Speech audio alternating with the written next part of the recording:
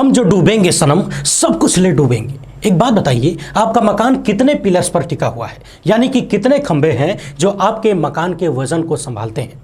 एक छोटे से छोटे कमरे में भी कम से कम 4 पिलर बनाए जाते हैं। मगर कल्पना करके देखिए, यदि आपका मकान सिर्फ और सिर्फ एक पिलर पर टिका हो और उस एक पिलर पर कभी कोई संकट आ जाए, आप कहेंगे फिर तो मकान भरभरा के गिर जाएगा।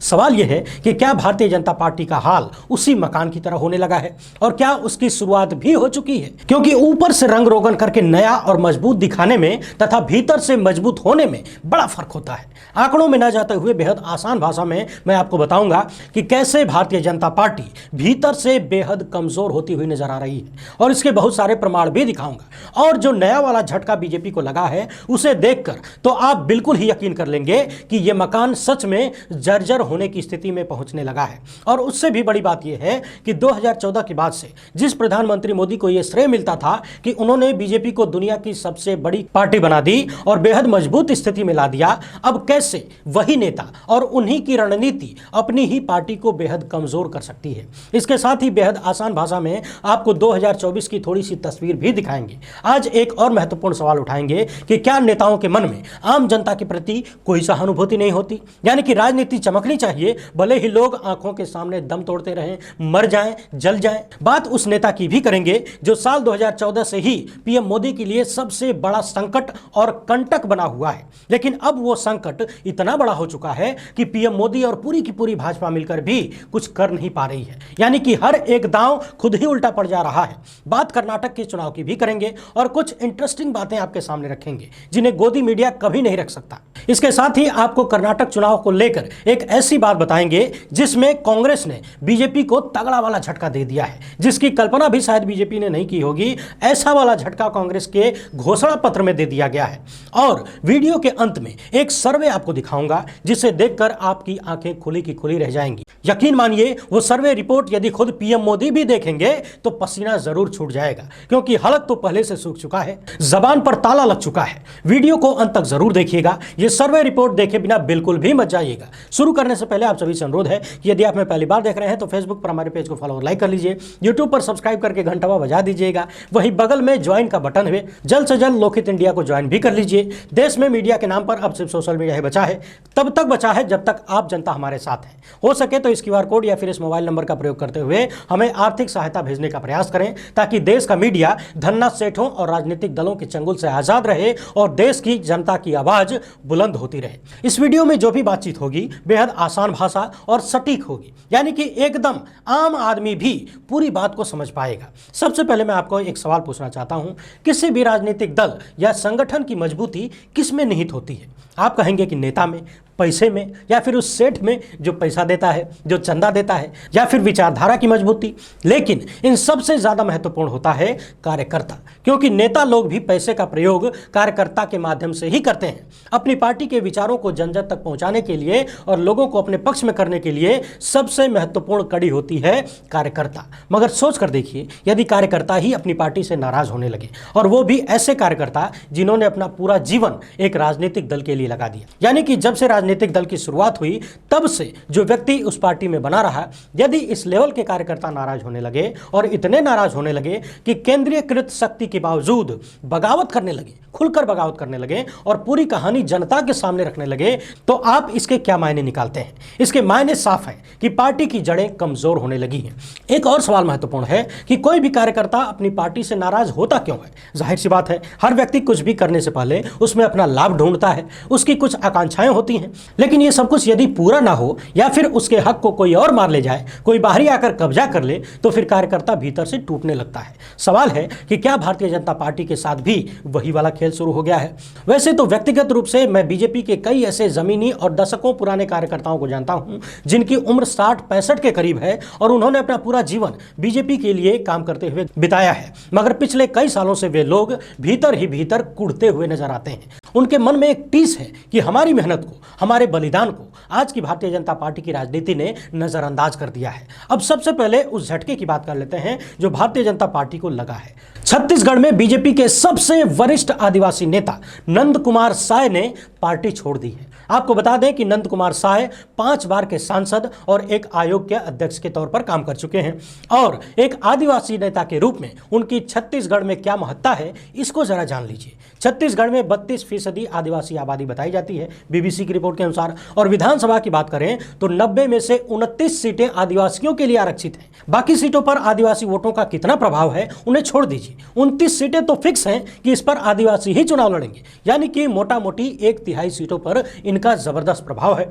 मगर इन सबसे महत्वपूर्ण बात यह है कि आरएसएस में गंभीर रूप से सक्रिय रहे ये आदिवासी नेता जब भारतीय जनता पार्टी को छोड़ते हैं तो इन्होंने कहा क्या है। बाकायदा वीडियो जारी करके भी इन्होंने अपनी पूरी बात बताई है, पूरी व्यथा सुनाई है और भावुक भी हुए हैं। उन्होंने ट्वीट करते हुए भी लिखा है कि आज भारतीय जनता पार्टी जिसके गठन से लेकर आज पर्यंत तक पूरे मेहनत एवं ईमानदारी से सींचकर फर्श से अर्श तक पहुंचाया था, उसे छोड़ते समय अत्यंत पीड़ा एवं दुख तो हो रहा है, परंतु वर्तमान में पार्टी में मेरी छवि एवं गरिमा को जैसे आहत किया जा रहा था उसके अनुरूप अपने आत्मसम्मान को देखते हुए मेरे पास अन्य कोई विकल्प नहीं बचा है। भारतीय जनता पार्टी में मेरे साथ कार्य करने वाले कार्यकर्ताओं एवं साथियों का बहुत बहुत आभार, धन्यवाद। यानी कि इन्होंने आरोप लगाया है कि दशकों से मेहनत करके जिस पार्टी को सींचा आज उसी पार्टी के लोग इनके खिलाफ इन्हें बदनाम करने की साजिश रच रहे थे। एक और बात समझने वाली है कि छत्तीसगढ़ में जब भी विधानसभा के चुनाव होते थे तो हमेशा ही मुख्यमंत्री के रूप में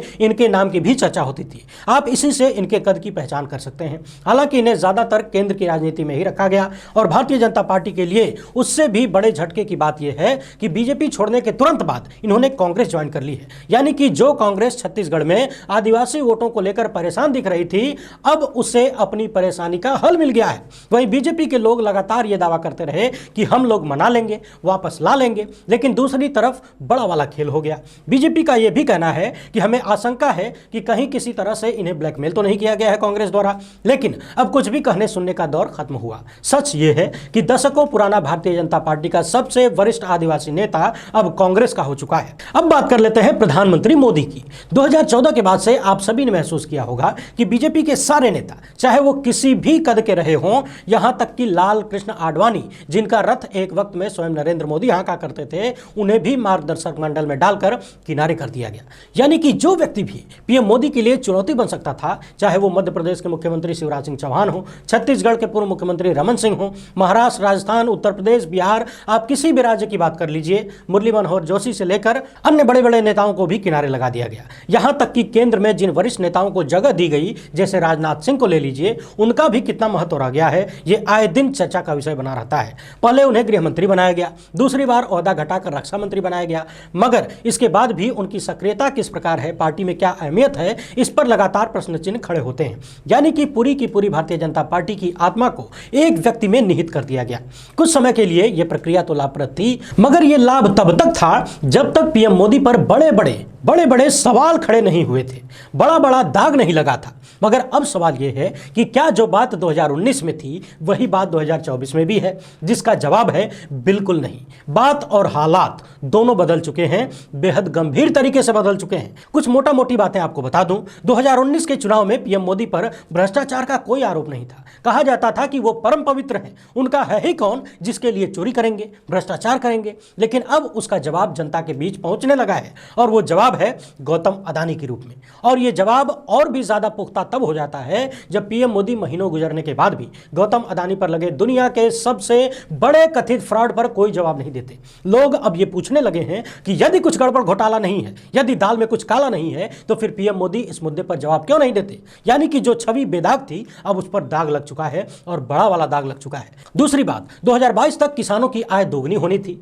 आय का तो अता पता नहीं है, लेकिन विवादित कृषि कानून लाकर सैकड़ों किसानों की मौत का जिम्मेदार बनकर और महंगी हुई किसानी को लेकर अब मामले बदल चुके हैं। बात शुरू हुई थी 2 करोड़ रोजगार हर साल से, make in India, startup India, फलाना ढिमका सब कुछ लेकर बारात चली थी, मगर अब मामला साफ हो चुका है कि दुल्हन गायब है। इसके साथ ही अग्निवीर योजना लाकर देश के नौजवानों के साथ जो छल करने का आरोप पीएम मोदी की सरकार पर लगा है, शायद इस देश के जवान उसे कभी भूल नहीं पाएंगे और क्षमा नहीं करेंगे। सन 2019 के चुनाव से पहले लाई गई भर्तियों को अभी तक पूरा नहीं किया गया है। सोच कर देखिए, ये वही नरेंद्र मोदी की सरकार है जिसने कहा था कि भर्तियों में निष्पक्षता लाएंगे और समयबद्ध तरीके से भर्तियां करवाएंगे, जबकि आज के हालात ऐसे हैं कि सरकारी नौकरियों की तैयारी करवाने वाले कितने 100 या कितने हजार कोचिंग संस्थान बंद हो गए इसका कोई आंकड़ा भी आप जुटा नहीं पाएंगे। दर्जनों संस्थानों के बारे में तो मैं व्यक्तिगत रूप से जानता हूं जो बंद हो गई मेरी आंखों के सामने, जिनका लाखों का टर्नओवर था। एक वक्त में रामदेव जैसे लोगों ने 30-35 रुपया डीजल पेट्रोल देने का वादा करके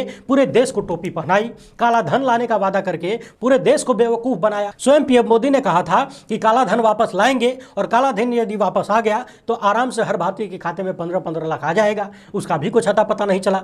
महंगाई चरम सीमा को पार कर चुकी है, मगर इस पर कहीं कोई चर्चा नहीं होती। यानी कि रामदेव जैसे लोगों ने पेट्रोल डीजल के दाम को लेकर जिस तरह से लोगों को भरमाया, अब वही डीजल पेट्रोल 100 के पार हो चुका है। महंगाई चरम सीमा को पार कर चुकी है, मगर इस पर कहीं कोई चर्चा नहीं होती। इसके बावजूद चर्चा न करने से सच गायब नहीं हो जाता। वादा किया गया था 100 स्मार्ट सिटी बनाएंगे। स्मार्ट सिटी तो छोड़िए, जिन सांसदों ने गांवों को गोद लिया था, जाकर जरा उनकी स्थिति देख लीजिए, कितने बदल गए हैं। भ्रष्टाचार मुक्त सरकार बनाने का वादा किया गया था, मगर भ्रष्टाचार किस स्तर पर हो रहा है, कितने बड़े लेवल पर हो रहा है, इसके तमाम उदाहरण आपके सामने मौजूद हैं। चीन को लाल आंख दिखाएंगे, एक के बदले 10 सिर लाएंगे।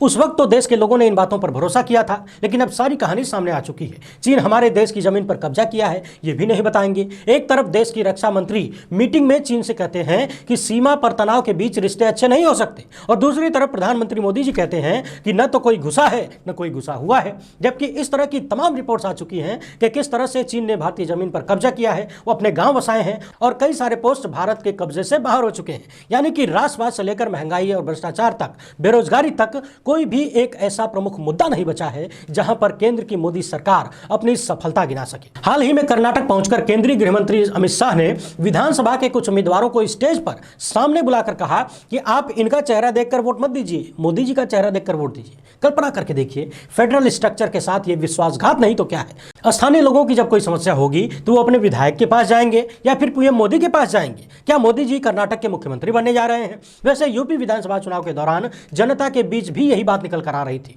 जब वो अपने विधायक के पास जाते हैं तो विधायक जी कहते हैं कि तुमने हमको देखकर थोड़ी वोट दिया है, वोट तो उनको देखकर दिया है, तो उनसे जाके बात करो। हमारी कई पुरानी वीडियोज में आप इस तरह की बातें देख सकते हैं, मगर सवाल यह है कि क्या वो चेहरा अब उतना विश्वसनीय रह गया है जितना 2019 में था? और यदि विश्वसनीय है तो फिर प्रधानमंत्री मोदी को कर्नाटक में जाकर विक्टिम कार्ड खेलने की जरूरत क्यों पड़ रही है? अपने किए गए काम और भविष्य में करने वाले काम को ना बताकर वो अपनी गालियां गिनवा रहे हैं। बता रहे हैं कि देखो, कांग्रेस के लोगों ने हमें 91 गालियां दी हैं। हालांकि अब संख्या बढ़कर 92 हो गई है। कल ही कांग्रेस अध्यक्ष के बेटे ने पीएम मोदी को नालायक बेटा बोल दिया है। पहले प्रियंका गांधी ने इस पर भयंकर कटाक्ष किया, बाद में राहुल गांधी ने भी कर्नाटक की रैली में कह दिया कि मोदी जी, कर्नाटक का चुनाव आपके बारे में नहीं है, अपनी समस्याओं का रोना मत रोइए, ये चुनाव कर्नाटक की जनता के बारे में है। बताइए कि आपने कर्नाटक की जनता को क्या देने वाले हैं और पिछली सरकार में आपने क्या दिया है। एक बात और समझने वाली है, कर्नाटक का चुनाव बीजेपी किस तरह से जीतना चाहती है, उनके कार्यों में ही कंफ्यूजन नजर आती है।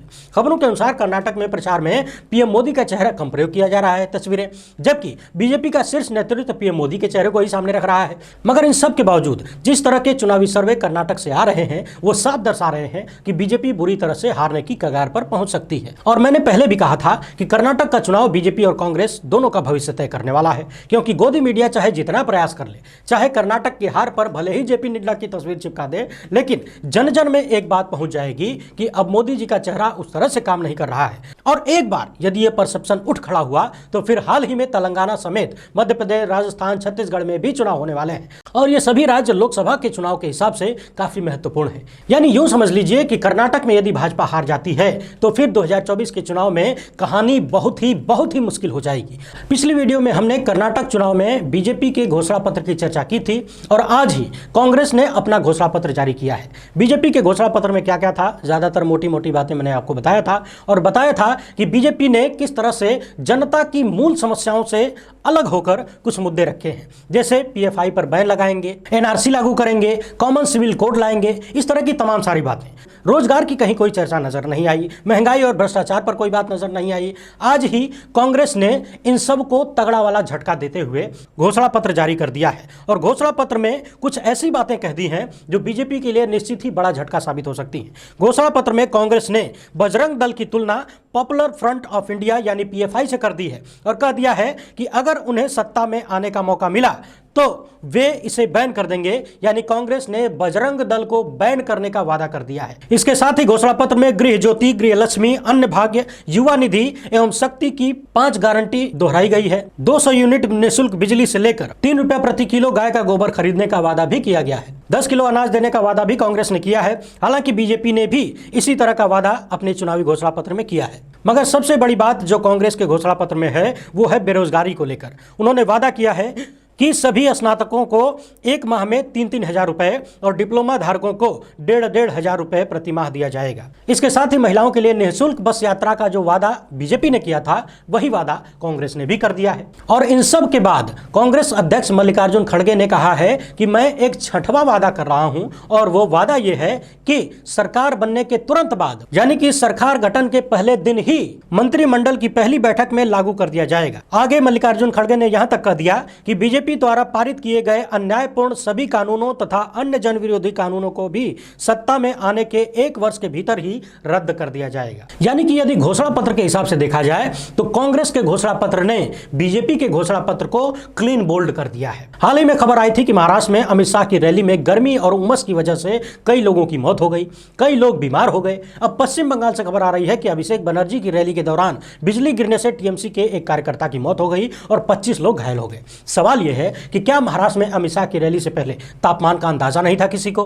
क्या पश्चिम बंगाल में ममता बनर्जी के भतीजे की रैली से पहले इन नेताओं को मौसम के बिगड़ने का अंदाजा नहीं था? और सबसे बड़ा सवाल यह है कि आज के डिजिटल इंडिया के युग में लाखों हजारों लोगों को जुटाकर चुनावी रैलियां करने की जरूरत क्या है? आज जब सेकंडों के भीतर आप लाखों करोड़ों के बीच पहुंच सकते हैं मोबाइल फोन के जरिए, इंटरनेट के जरिए, तो फिर इस तरह की भौतिक रैली भीड़ जुटाकर आप दिखाना क्या चाहते हैं? क्या देश की जनता को इसके बारे में नहीं सोचना चाहिए? क्योंकि उन रैलियों में पैसा भी आम आदमी का लगता है और जो लोग भेड़ों की तरह हांके जाते हैं, जुटाए जाते हैं, चिल्लाए जाते हैं, वो होते तो आम आदमी ही है। खास आदमी तो फॉर्च्यूनर आडी में बैठकर आता है और स्टेज पर भी एसी कूलर लगा होता है।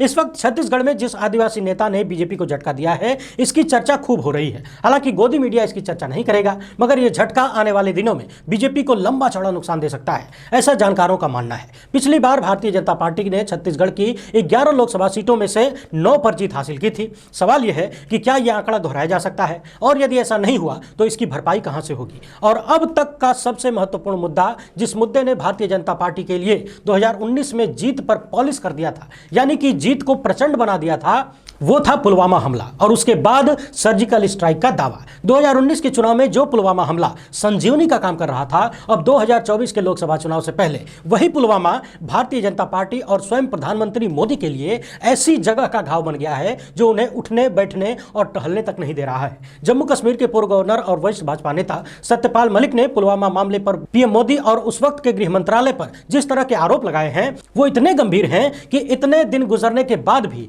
अब तक पीएम मोदी ने एक शब्द नहीं बोला उस मामले को लेकर। ऐसा देखा गया है कि जब भी कोई बड़ा आरोप प्रधानमंत्री मोदी पर लगता है तो वो सन्नाटा मार जाते हैं, कुछ बोलबे नहीं करते हैं। लेकिन चुप रहने से, कुछ ना बोलने से सवाल तो खत्म नहीं हो जाते, बल्कि सवाल और गहरे हो जाते हैं। लोग सोचने लगते हैं कि आखिर चुप्पी क्यों है। अब हम आपको पुलवामा मामले पर वो सर्वे रिपोर्ट दिखाने जा रहे हैं जो सर्वे इस देश की जनता ने दिया है। जिस सवाल का जवाब पीएम मोदी और भारतीय जनता पार्टी पिछले 4 सालों में नहीं दे पाई है, वो सवाल हमने जनता के बीच रखा था और पूछा था कि क्या पुलवामा हमले की निष्पक्ष जांच होनी चाहिए। आपको बता दें कि 12 दिनों में इस सर्वे में 46,000 से अधिक लोगों ने हिस्सा लिया, 46,000 से अधिक लोगों ने, और इस 46,000 में से 99% इस पक्ष में हैं कि हां, पुलवामा मामले की निष्पक्ष जांच होनी चाहिए और सिर्फ 1% ऐसे लोग हैं जो इस हमले की जांच नहीं चाहते। कल्पना करके देखिए, 99% लोग इस मामले की जांच करवाना चाहते हैं, यानी कि इन लोगों के मन में कहीं ना कहीं पुलवामा हमले को लेकर संदेह है। और पुलवामा पर संदेह यानी कि देश के प्रधानमंत्री मोदी की सरकार पर संदेह। अडानी के मामले पर कई महीने गुजरने के बाद अब तक कोई जवाब नहीं मिला और उसके बाद पुलवामा मामला भी तूल पकड़ता ही जा रहा है। अडानी के मसले पर राहुल गांधी को चुप कराने के लिए क्या क्या साजिश नहीं हुई। संसद की कार्यवाही से उनके बयानों को हटाना, संसद टीवी की आवाज को बंद कर देना, माइक ऑफ कर देना, और इन सब किससे काम नहीं चला तो संसद से ही राहुल गांधी को हटा देना। ये कहीं ना कहीं दर्शाता है कि आज की मोदी सरकार यदि सबसे ज्यादा किसी नेता से खौफ खा रही है तो वो है राहुल गांधी। हालांकि हालांकि 2014 से ही जिस तरीके से राहुल गांधी को टारगेट किया गया था, यह बात स्पष्ट थी कि डर सबसे ज्यादा वहीं से है। लेकिन अब समय के साथ साथ वो डर और भी ज्यादा मजबूत होता जा रहा है। खासकर भारत जोड़ो यात्रा के बाद से जो बदलाव नजर आ रहा है, उसे लेकर बीजेपी के भीतर जबरदस्त घबराहट का मंजर बना हुआ है। इंतजार करिए, 13 मई 2023 को इस देश की आने वाली राजनीति का भविष्य तय होने वाला है। इस वीडियो में फिलहाल इतना ही। काम पसंद आए तो ज्यादा से ज्यादा लोगों तक पहुंचाइएगा। हमसे जुड़ने के लिए बहुत बहुत धन्यवाद। जय हिंद।